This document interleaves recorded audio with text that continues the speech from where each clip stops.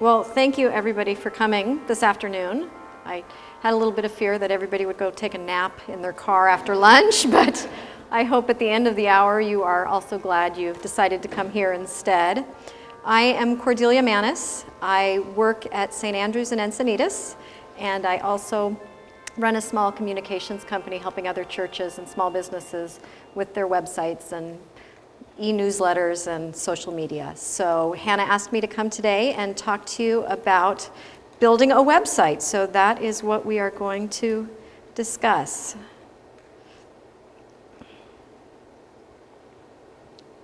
As soon as I figure this out.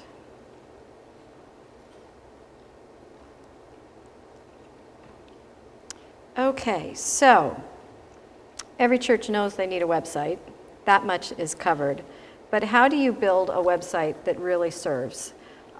Stole the line from the diocesan capital campaign there, but you need a website that serves both the members of your congregation and future members. And to do that, you need to have a story. I'd like to start today by telling you a little bit about my story, because it will help you know why I'm sharing with you what I am. I am a lifelong Episcopalian. I was baptized, confirmed, and married all in the same church, St. Peter's in San Pedro, California. I come from a very large family. I have 5 siblings, and with our attendant spouses and children, we've grown into kind of a large bunch. That's actually a few years old, and there are a couple more that have joined since then. I have 4 children of my own and a beautiful daughter-in-law, and I have been married for almost 30 years to my high school sweetheart. Most of those years we spent in the Marine Corps, so I spent a long time as a Marine Corps wife. I have a degree in English from the University of Idaho, which is kind of a funny place to have a degree from when you are a Southern California native. As I said, we spent a long time in the Marine Corps, and my life as a Marine Corps wife definitely shaped who I am. And I have worked at St. Andrews in Encinitas since 2011. I just kind of stumbled into the job, and it has evolved since I've been there from secretary to communications coordinator. And it's been a very interesting and rewarding journey for me. But why am I here today? It was really simple. When I started at St. Andrews, we had a website that I absolutely hated. And so I decided we needed a new one. The website that we had was almost impossible to update. There were only very small portions that we could change the information on, and it was very scripted as to what could be changed in them.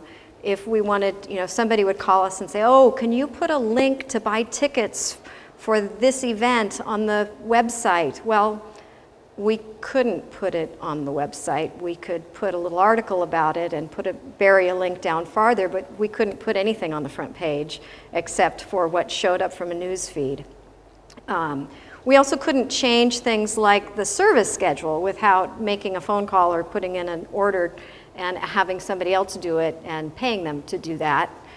And we couldn't add pages. The list of things we couldn't do was way longer than the list of things we could do. So I decided that I was going to build a website. As a Marine Corps wife, I learned pretty early on that if something needed to be done, the quickest and cheapest way to do it was to figure out how to do it myself. And so that found me building a fence in North Carolina and re-wallpapering walls in Okinawa. And now I was going to tackle learning to build a website. I was sure I could, and I wasn't wrong. Anytime you start to build a website, the first thing you have to clarify is what are your goals? Because unless you know what the goals of the site are, like any other project, you're going to end up with a mess. And if you're a typical church, you are going to start off with a website committee. And you're going to have a group of people who are going to help you decide how this website's going to look. Committees are great for helping you define your goals, for looking at other websites, finding other websites out there that are effective, that have great features, or that they don't like.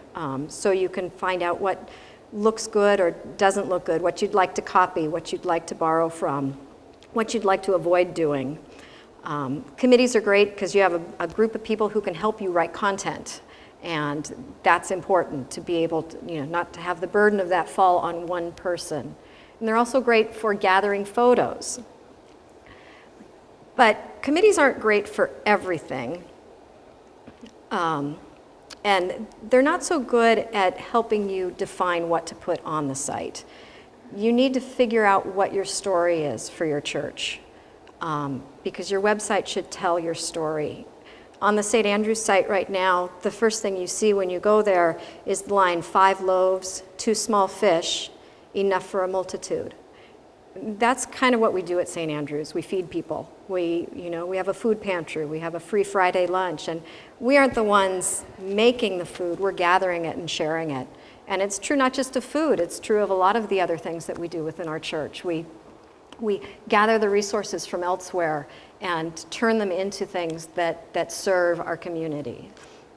That's our story. And so we organize the information to tell that story. And it's important to figure out, what is your church's story? I went to a conference last April in the Diocese for Communications, and one of the seminars was just on this, on telling your story. And Jake Dell, who works for the Greater Episcopal Church in Communications, said, every church's story is pretty easy to find. Just look at your name. And if you look at who you're named for, there's usually a great story right there. That's exactly where ours is from. St. Andrew was the one who brought the little boy to Jesus and said, hey, look, he's got some loaves and fishes. And, we are like that in our church. So look at your church's name if you can't quite figure out what story you want to tell, because you may find it right there. This is the part that's not so good for a committee. As I said, I'm from a big family. I don't know if any of you have ever had a large group of people try to decide what to do for dinner. But in my family, it usually goes like, Will wants to get everybody to this new brew pub he's found because it's awesome, but we can't get a reservation until 7. So Jerome says, no problem. Let's leave the teenagers in charge of the little kids and go out. And the teenagers rebel and say, no way, because that's what happens every time. So Sally said, well, there's a new Mexican restaurant down the street. Oh, and that sounds great for 3 minutes until Ann says, no, my friend ate there last week. She got food poisoning. We can't go there. Before you know it, you're ordering pizza. And pizza is food, and it feeds everybody. It takes care of the point, but it's not what you set out for. It's not the same experience as gathering everybody, going to a restaurant, enjoying a nice meal together. So that's kind of what committees can do to your website. And you don't necessarily want your website to be the equivalent of takeout pizza. So as far as tools to build this website, you've got your goals, you've got your story figured out, you've got your organization as how you're going to tell this story, your information that you want. What's the best tool for actually building the site? Now, this is where there are lots of things that you could do. I like Weebly. That's my favorite site right now for building websites with. I've also used Wix. There are places like Squarespace. There are companies like Monk Development and Clover that will help you build a site with a really robust content management system. And there's WordPress, which is very popular. A lot of people love. WordPress was actually what I used for the first couple sites that I either administered or built. And I didn't love it. And I just felt like there was something wrong with me because everybody loved WordPress. It's amazing. It can do anything. You can make a website do absolutely anything with WordPress, but I found it hard to just do the simple things. And so I was really relieved. Sorry, let me digress here. I found that WordPress was not the best site for me. I know I told you that I went to the University of Idaho and got a degree in English there. I actually started at Cal Berkeley and was there for 1.5 years before I transferred. And Berkeley was amazing It was, you know, I was an English major, and they had the #1 English department at the time. So I had professors who were not just published authors, but famous authors. And I was surrounded by people who, you know, were setting out to be the leader of IBM or, you know, to the next president of the United States. But it didn't have one thing that was really important to me, and that was my boyfriend. He was at the University of Idaho. So I transferred and eventually married him, and so that was a good move. But I also found that when I was at Idaho, the education that I was getting was better because I had professors who were just focused on their students. I had students around me who were focused on what they were doing now instead of where they wanted to be. There were other people who were young and married. It was just a better culture for me. And I took that experience and have been able to apply that all my life, knowing that just because something's awesome for everybody else doesn't mean it's going to be awesome for me. It's been very helpful as I've helped my children get ready to go off to college to be able to say, doesn't matter, you don't have to go there. There's a good college out there for you. So I was really relieved when I was reading a book called A Year Without Pants by a guy named Scott Birkin, who spent a year working at WordPress. And when I got to almost the end of the book, found this quote: "We were all dumbfounded by how many little things we didn't realize users needed to understand to get through some of our basic tasks. Clearly, millions of users did get through, but we were certain that the experience was much harder than it needed to be. It wasn't anyone's fault. Over time, many of the simplest features had simply been cluttered by add-ons, each done in isolation." So this was January 2012. This was the first time that WordPress looked at the user experience. That's why it was so hard to use. It wasn't just me. So I found these other tools that have been designed for the user. I love Weebly because it is easy to use. It's very inexpensive to keep our website hosted on Weebly. It runs between $3 and $20 a month.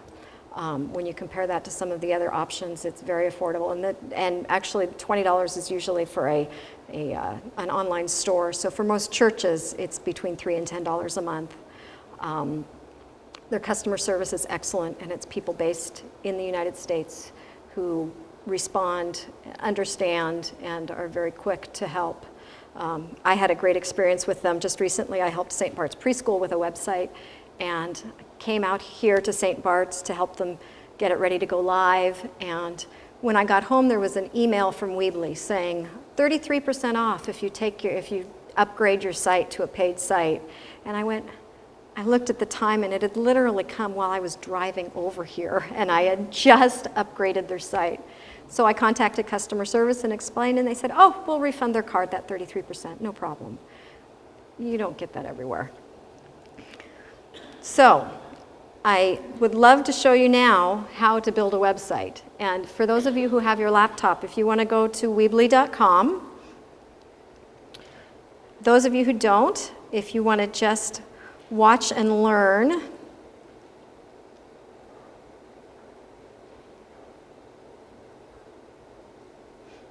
when you go to Weebly, the first thing you'll do, you can sign up with Facebook. That scares me. So you can sign up, you just put in your name.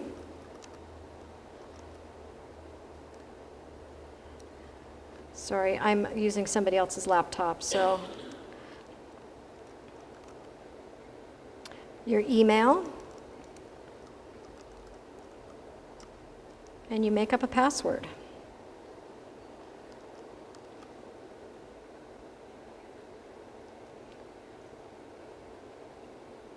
It'll take you to this, and you get to decide what your site's all about. And we're going to pick a site today. You can choose a theme, and as you can see, there are many that will be slow to load. So what we're going to do is pick this first one. I'm going to pick a different color, though. Story sharing done? Was anybody able to kind of clarify in their own mind what their church's story was? Did you have something? Anybody want to share? No. My people. Yeah. I got to the next screen of Weebly, so we can take a look at that. Next, it's going to ask you to choose your website domain. We're going to do this later. This is where you'll put in whether, if you want a free site, you can just make one up, and it can be at .weebly.com, and then you've got a free site. We're not going to really publish this site, so we don't need to do this, and it's something you can always come back to. So we're going to skip that step, and we're going to build our site. And if you are building along with me, I'm going to build a site about my dog, because that's a quick and easy thing to do. If you have a pet, I encourage you to do something along those same lines, because it doesn't take a lot of thought to build something. So I'm going to build this about my dog. Oops, again, different keyboard. My dog Loki. Oh, quick question. Sure. About you're aiming your tool onto a website, and that means that if your parish has a website, then you can use this website as a tool to operate on Your domain name. Your domain name, yes. Domain. So yeah, so your parish owns a domain name, which is an address, and you can point anything at that address to be your website. So even if somebody else built it and bought the website address for you, if you want a new website and you don't want to use that same company, you build your new website and you don't call them until you're done building it, or they can mess with you.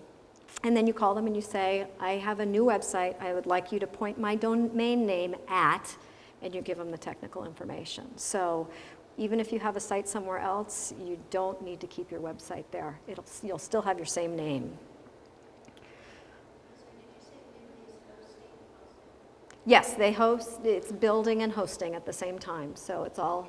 And I'd like to add that places like Weebly or these other things, they're also very good at helping you navigate some of that technical information to get your current domain name pointed to your new website. They have really great, in fact, the first thing I want to show you on this is this little circle up here. That's their help button. Their help sections on Weebly, one of the reasons I keep going back to them, are so much better than anybody else's. They tell you how to do things in English and very clearly with connections to what you're actually trying to do. So I have yet to come across something that I haven't been able to either figure out immediately through their help section or with an email or a quick chat with their customer service. They've really been really great. So that is probably the most important little button up there. Right now we're in the build phase, so this is one of the page options. We're going to go and we're going to add a couple more pages to this website before we do anything else. We've got our home page, and I'm going to actually rename that one Meet Loki. I'm going to rename this page too, About Loki. And this one's going to be, guess what? Contact Loki. Loki doesn't have an email address yet, I'm glad to say. But we want a couple more pages, because I would like to have a page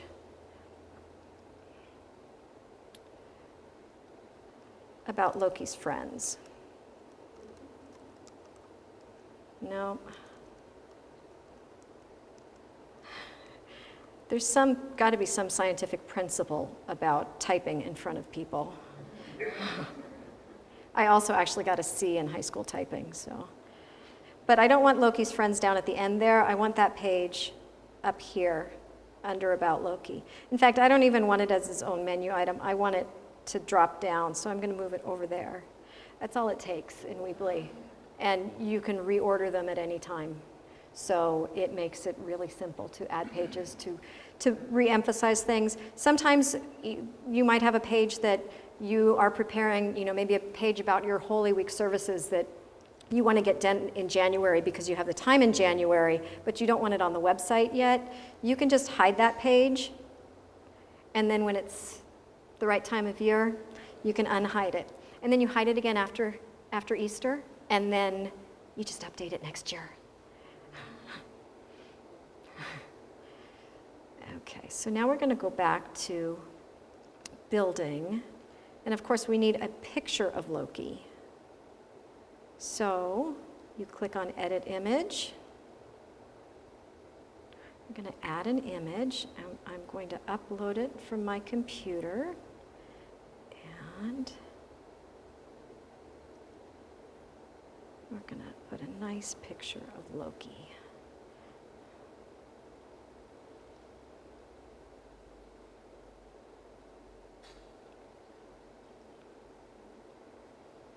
See how long the pictures take to upload. I know you're all anxiously waiting to see what Loki looks like. So the pages of the picture, the pictures were On my computer. they were on your computer. They were on my computer. There's Loki. There he is. Loki, dog of mischief. So we've got Loki's picture there. And we're going to save that. And we're just going to save it to this page. But we could save it to all the pages so that everywhere there was a similar picture shape, Loki's picture would be there. This time we're only going to save it to this one. Change the headline here.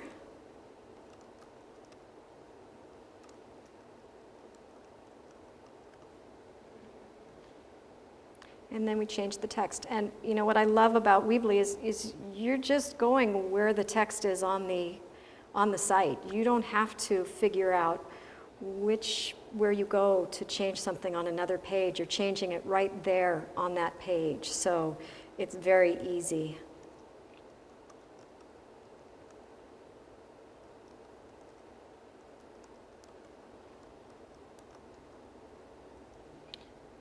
Okay.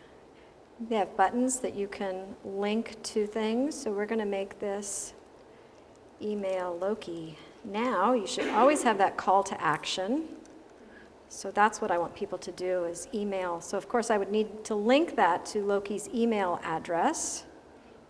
And there are all these other places you could link to. I could take you to an entirely different website with that button, have a document of some sort download for you when you click on it, link it to another page on the website, or in this case, an email address. I'm not going to do that because my dog does not have email yet. Now we're going to go to the About Loki page. And this has a picture across the top. And you know what? I don't really want that on this page. I want the page to look different. So I'm going to go back to the Pages section and go to the About page and choose a different layout. And I'm going to choose one with no header for that page. And then I think that's how I want the other ones to be too. So I'm going to, while I'm in here, change those to that same layout. Then I'm going to go back to Building. So now we're on the About Loki page, and I need some pictures and text on this. So I go over here to the Building menu, and this has all of the things that you might want to put on a page. Images, text, maps, contact forms, different ways to change the structure with dividers and columns, different media, audio, video, documents, links to YouTube. You know, if you want to sell things. And then it also has, and I'm going past where that might be. Oh, here we go. A section where you can embed code. So if you want to put in maybe a link to an Amazon page, Amazon will usually give it to you as HTML code. You just put one of these boxes in and you can put code in. So you can put almost anything that you want on your website. For this one, we're going to put an image and some text. And we're going to upload a new image.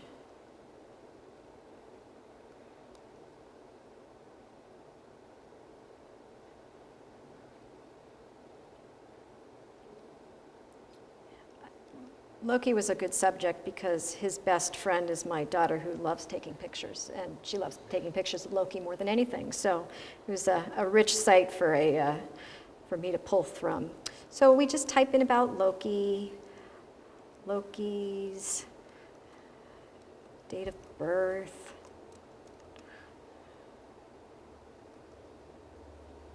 Some year, I don't know which one. And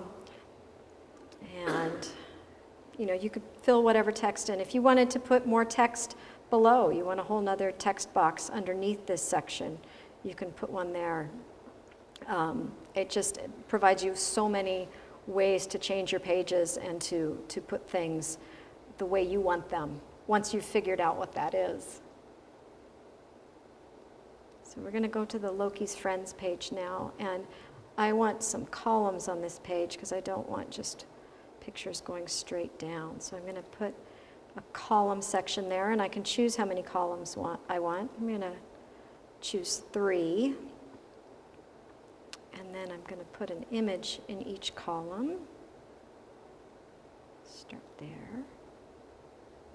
Now, if you have a wider screen on your computer, this building section here will show up simultaneously with the website window, so it's just a little easier, but it moves pretty quickly. And we have some more pictures. We've got pictures with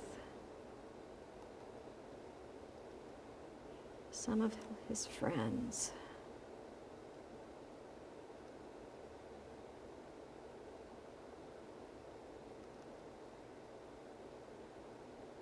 There's Loki and all of his cousins. Because when my family gets together, not only do we bring all the husbands and the kids, but everybody brings their dog.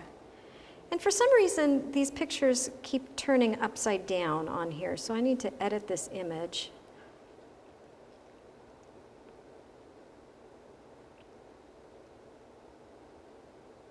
Sometimes we foster puppies, and Loki likes that a lot. He gets to play with these puppies, and then they disappear again, which is just awesome.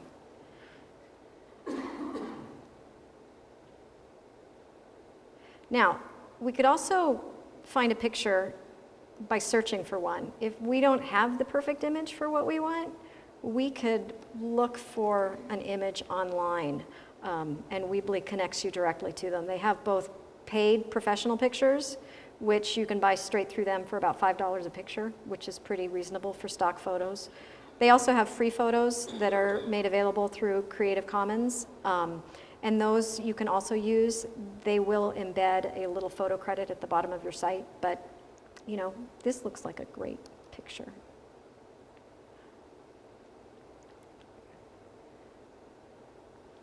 And the other way you can add a picture, I'll do one right here, is through a link. So instead of downloading a picture from your Facebook page and then uploading it to your website, you can go to the URL, you go to Facebook. If you right-click on that picture, one of your options is to copy this link location. You copy that, you put it in here, and then your picture comes through without you doing anything. So there are some of Loki's friends. Now, the other thing you can do is, I'm already tired of this theme. So I want to change the way my website looks because I don't think that that's really modern enough for my dog. Don't think it really reflects his personality.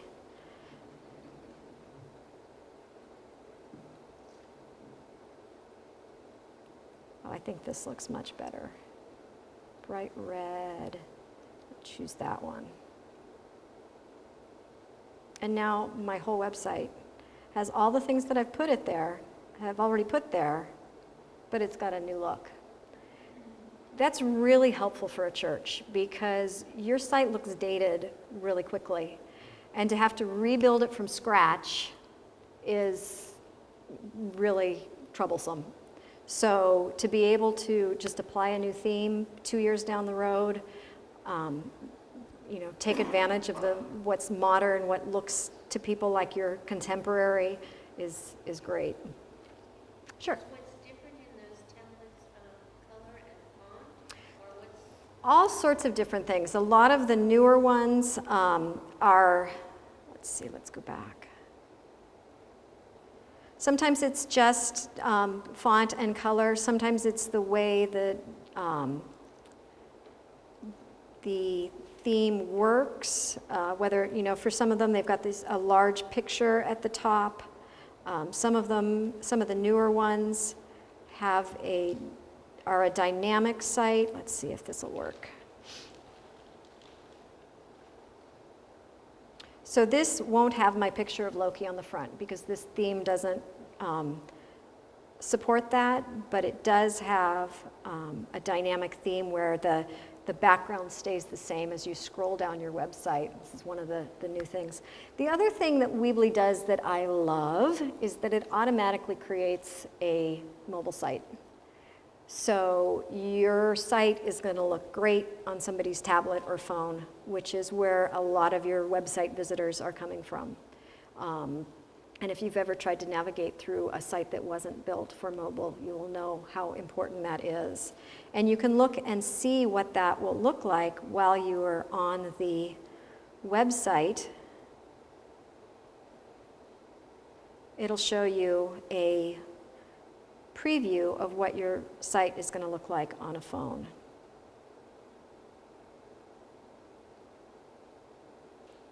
So that's one of the other things I really like. I mean, I don't think that any of us can overestimate the importance of having your site mobile. It just, you want somebody to be able to say, oh, there was something going on at church, what was it? To be able to pull out their phone and check to see what it was. Or for somebody new in town who didn't come, doesn't have their laptop in their hotel room, to be able to pull up their phone and say, oh, look, there's services here on Sunday at a time that's convenient for me. So that's another reason that I love Weebly. I've also, as I said, I've used some of the other services. I've built sites with Wix, and that also does most of their themes come through as a mobile theme. I found it a little bit more difficult to use, and it also doesn't, one of the things that Weebly has that not everybody else does is you can actually edit the HTML on the themes, which a lot of other sites won't let you do. So if you or someone in your parish or office knows enough about HTML, you can go in and change some of the things about your theme. So far, I've gotten as brave as changing a background color or changing the font in a part that isn't normally changed. You can change the font on your site. So if I like this theme, but I don't like that font, it gives me the option of changing the font on almost any part of it. And there are a lot of different fonts to choose from, so that makes it nice. You had talked about maybe having, if you do a free site, it ends with weebly.com. Mm-hmm. Do you think it's better not to do that? I mean, does that bother people? Yes, it does. It makes it's a little less professional. It's great if it's your site for your dog Loki. Nobody really cares. But if they want to know that you take yourself and your web presence seriously, you want to have your own Could you URL. use that like as a template? Start with Weebly and then say, now I want to pay. Absolutely, absolutely. So, you don't even have to, you can build a site without even choosing a domain name. You can get the whole site built and then decide, well, do I want to pay for this? I know I just built a site for a guy, and he, when we took it live, we did 6 months at the lowest level. It was $29 for 6 months. So it's pretty affordable. And domain names have gotten cheaper and cheaper too. So if you have a domain name and you've got it registered somewhere, I think the place that I'm getting them now, it's like $8 a year. So it's not a big investment. Is there any kind of, will your site be a .com or will it be a .org? You choose that. You choose that. And actually .org is what most nonprofits use, but it's not limited to nonprofits, so anybody could use .org. But yeah, you can decide what your site name will be. So there's a charge monthly for them to host, but is there a charge to use this build tool and No, whole site together? no, No. no. Amazing. I know. One of the biggest questions from the guy that maintains our website now, whenever we're in regards to looking at different ways of doing it, is search engine optimization. Right. So does Weebly gives you the tools to do that as well. So for on any page, well, you go into your settings and you can do the SEO for your whole site. And as long as there's somebody who knows what they're doing, there's all the places to put those things. And you can also do SEO for any page. So let's see, we go down to advanced settings. And we figure out how to scroll down on this computer. And again, there are all your fields for SEO. So it's all there. Any other questions?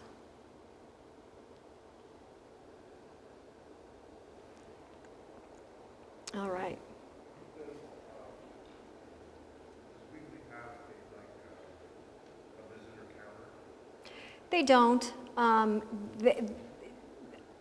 Well, actually, that's not true. They do. They have a built-in, if you exit the editor, they have a built-in analytics tool like Google Analytics that will track all of that information, stats, that's what it is.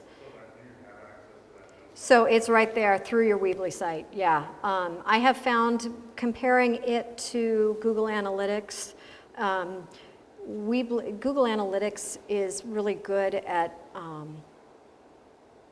weeding out the bot traffic. So your website's going to get a lot of traffic that's just web crawlers, automated web crawlers, that doesn't count for anything.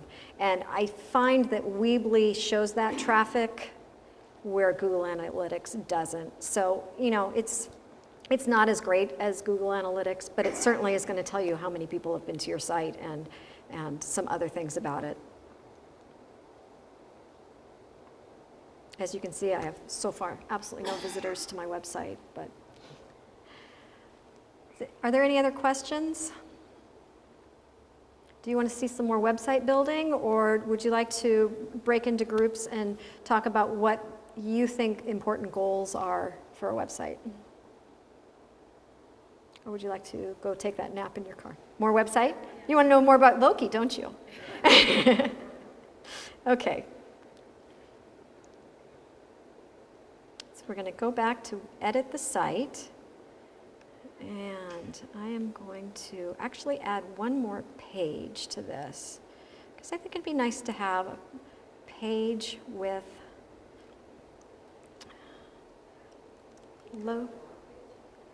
I could do a blog page. Let's do that. Let's add a page. And now let's go to that page.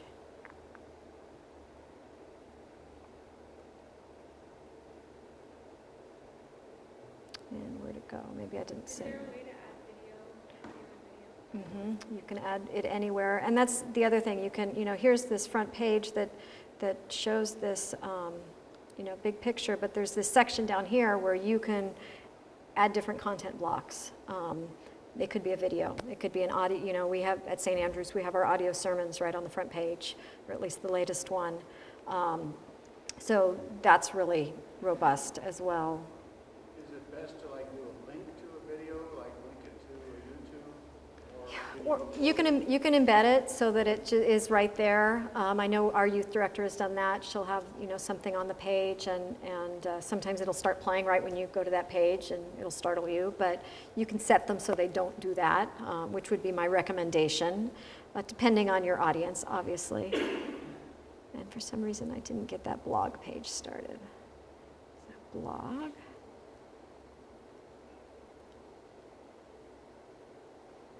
Okay, we're going to save that and edit it, and here's the blog. So again, like any blog page, you can write something about yourself so people know who's talking. Or, you know what, I really don't want to tell anybody about me, so I'm going to delete that. There, now, I don't have to have that page there. You can, let's see, I think, you can, manage your comments through there. There's also a place to set no comments. I'm trying to remember where that is, but I can't right at the moment. Oh, blog settings, that would make sense. So you can set all these things for your blog. I've got it for open comments right now, but I think we want to require approval on any comments. And we don't want 10 posts on a page. We don't want people to have to scroll down that far, let's say 6. Yes, I definitely want to be notified of new comments. Let's automatically close comments after 30 days so people aren't going on and on and on. Great to have spam protection on your comments, so people have to put in one of those little number or letter things. And I want my date format to be, yes, standard American. So then you can just add a new post. And again, you build it just the way you do a web page. So we're going to put a little post here. We're going to upload an image.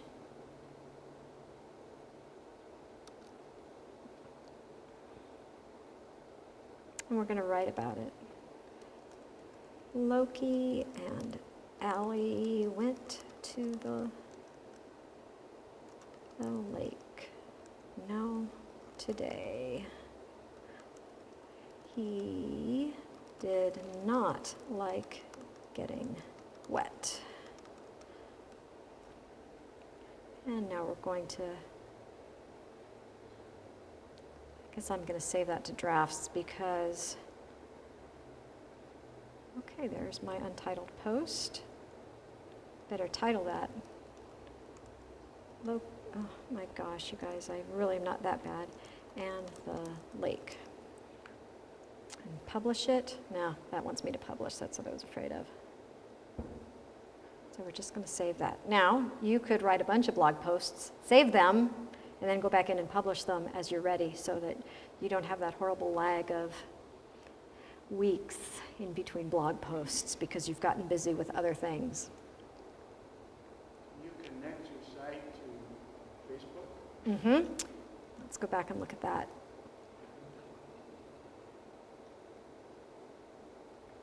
Let's see.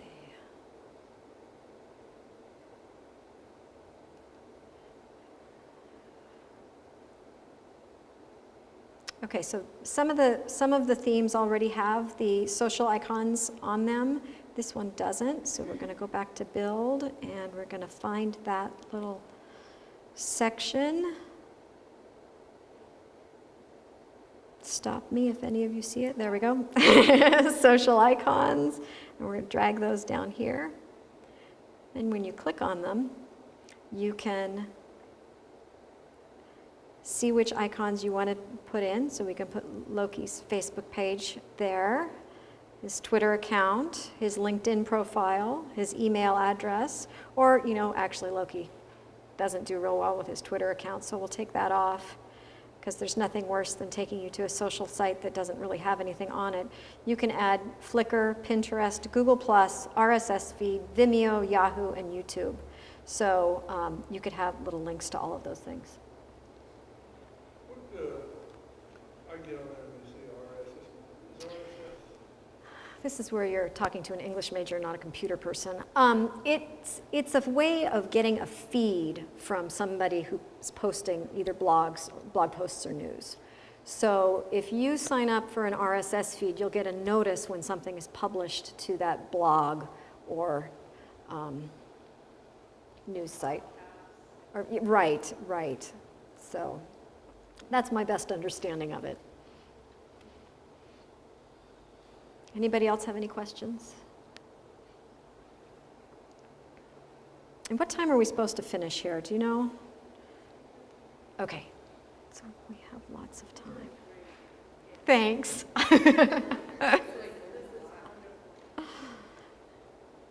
Okay. What else can I show you how to do on here? Let's see. Oh, let's look actually at the survey and contact forms, because those are really great. So we're going to go to the About Loki page, and I'm going to actually add a survey to my page. So I'm going to, let's see, what can I ask you about Loki? Let's have a guessing.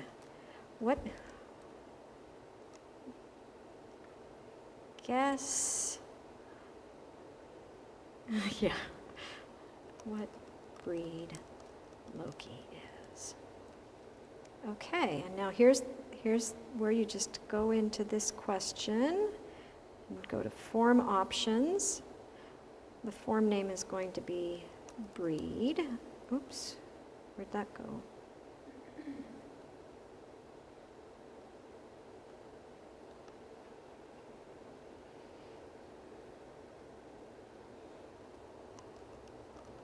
And that's important because when I get form responses, I'm going to want to know that this is about this form and not the one that I put on the site for prayer requests, because you want to make sure that the right person gets that. So when people have finished filling this out, you can change what the confirmation says. It could link to another page. It could link to another website. I'm just going to make it say thank you, because really that's all that we need to say. I'm completely, I keep looking for a delete key on this, and there doesn't seem to be one, so. Okay, so you can change the way the submit button looks on the form, but we're not going to bother with that. So my field title is, what breed does he look like? And then we're going to edit our options. And they are Border Collie,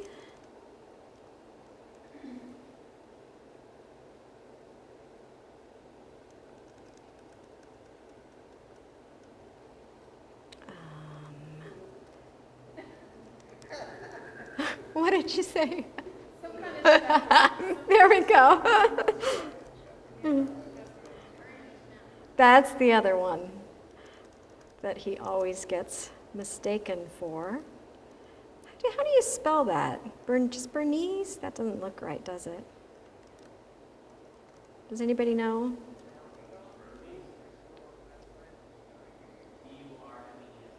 Thank you. Clearly that's not what he is, because I didn't know how to spell it.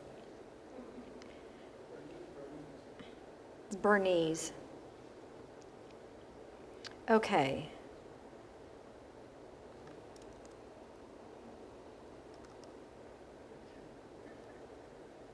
Okay, and so now people can come and guess what breed Loki is. He is an Australian Shepherd.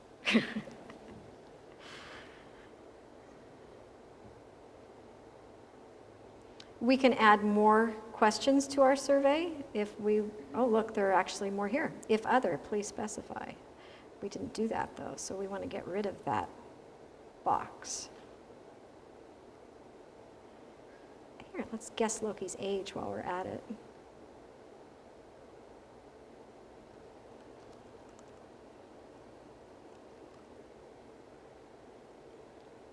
We're going to edit those options because some of them are pretty, yeah. Yeah.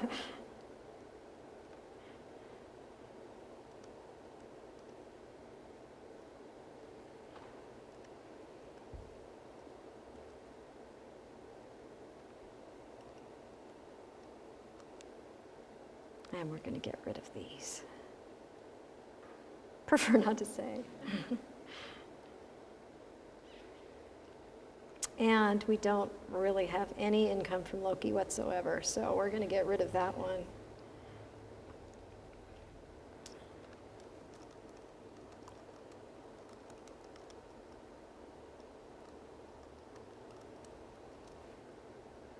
Okay. Any guesses on how old Loki is? He's 11. He's very old. He does look great. He has to live for at least 3 more years till our youngest goes off to college. So that is the mandate.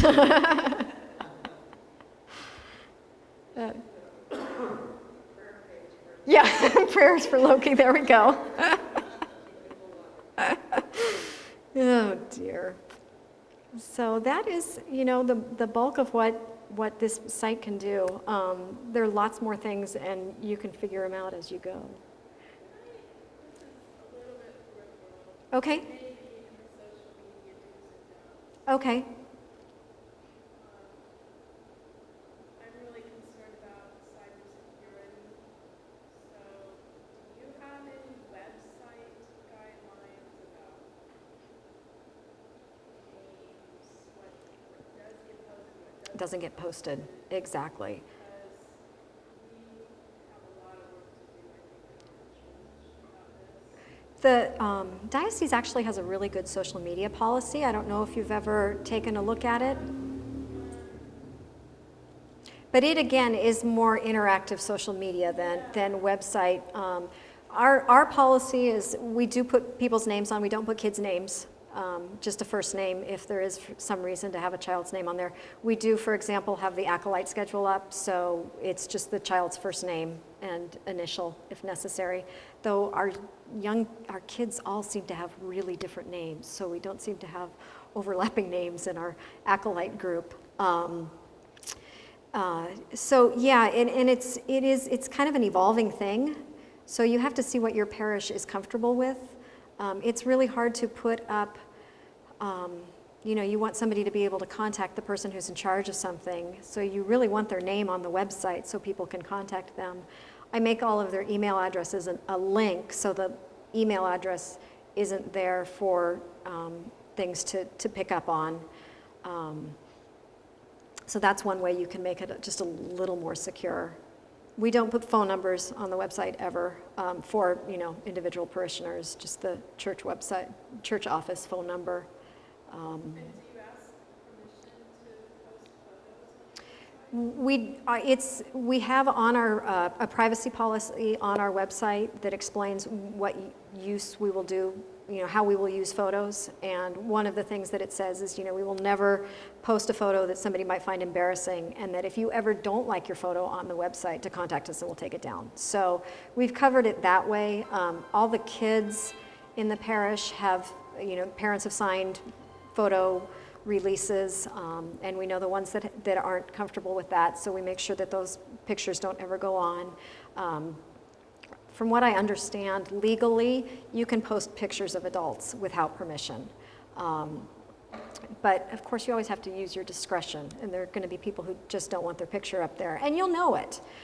Sometimes you can get around it by having a if people are attending an event, for example, and they have to register for it, putting in your registration form, photos may be taken, and by registering for this event, I agree that my photo can be used. That way, if anybody doesn't want it, they'll see that and let you know ahead of time, because it's hard. I mean, It's murky though. I'm conscious that there's the person that just wants to come to church. right. And they don't, and so to the extent to which a church markets through the use of photos, Right. it's really tricky. And, Stock photos may be what you want to do. Find photos that are not of your parishioners but are of models. That's kind of hard because most stock photos look like stock photos and look very impersonal because of that.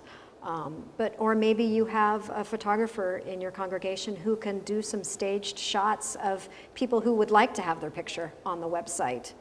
So there's some ways around it. But we do have that language on the website privacy policy that, If you don't like your picture up there, just let us know and we'll take it down. So that's one of our safeguards for that.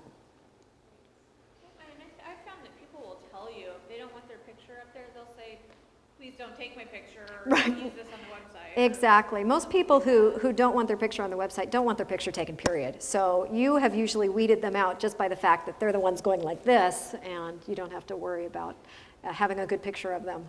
At the same time, whenever there's a death in our parish, and there are photographs that have been meaningful, Right. they turn out to be pretty pastorally Valuable, to yeah. people who would not otherwise have those photographs put up. Right, But again, that's kind of a private thing, not a public. right. So public content is It's tricky. scary to me. Yeah, yeah. What about like if you had like a capital campaign or something, you wanted to do the store, can you show, do that one? There are a couple different ways to do that. You can just, For them to get to call in donations? right, right. You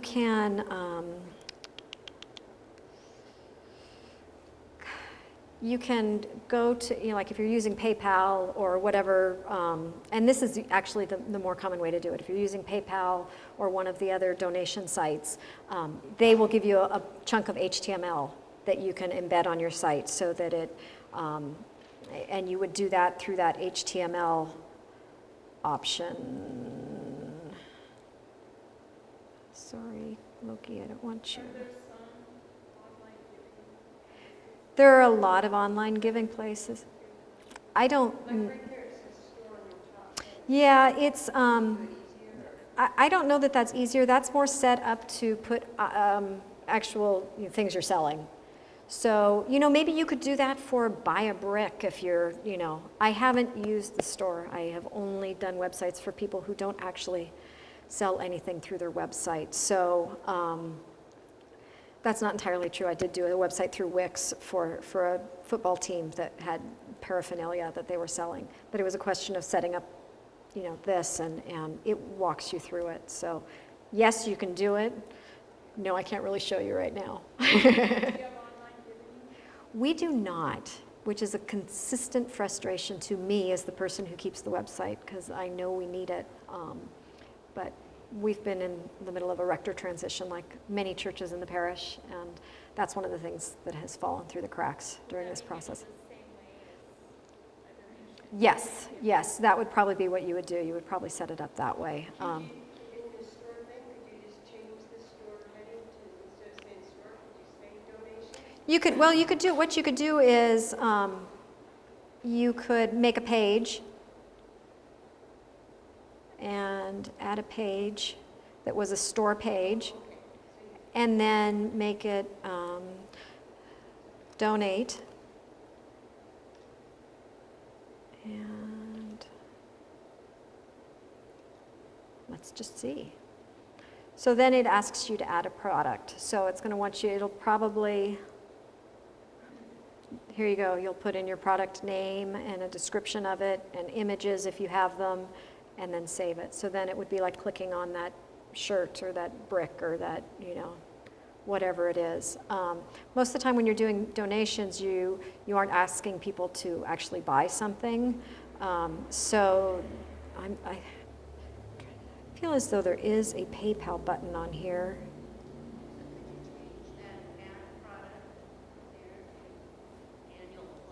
You could, and put different levels there or something. You could definitely play around with it and see if you could make it do something different that worked for you. So if you went to, instead of adding a page for a store page, and you went to the store, you can change the heading of that store page, right? Or- Well, that's something that only you see. That's on the insides. Yeah. So that wouldn't matter. And I imagine that in that there are tools for keeping track of different things that somebody who was selling online would need to keep. So yeah. So what I would probably do is I would probably set up that PayPal account or whatever, get the PayPal button from there. Another thing that I've done is for a website for a political campaign, got some custom icons and embedded those and then had those link to the PayPal page so that it looked, a little slicker than that PayPal button. But people do trust that PayPal button. They know what they're getting when they click on Donate Now and it's the PayPal colors. They feel comfortable with that. So there is something to be said for using those common tools because it makes people comfortable. Anybody else with good suggestions or questions? Would other companies like, we have Faith Connectors that we're just starting ours with, not into it too much, but would they have more things like donations instead of stores? Would they have more tools like that are based for? They probably do have a donate, something like that, but they are very likely to just use the same sort of thing, incorporate another site's tools to take those donations. And I know some of the sites that are designed for fundraising, you set up a page on their site with all sorts of bells and whistles and customization. So you could link your website to that with a button that says Donate Now also. So, any other questions? Well, I think we're just a couple minutes away, but thank you all so much. This has been much easier than I expected.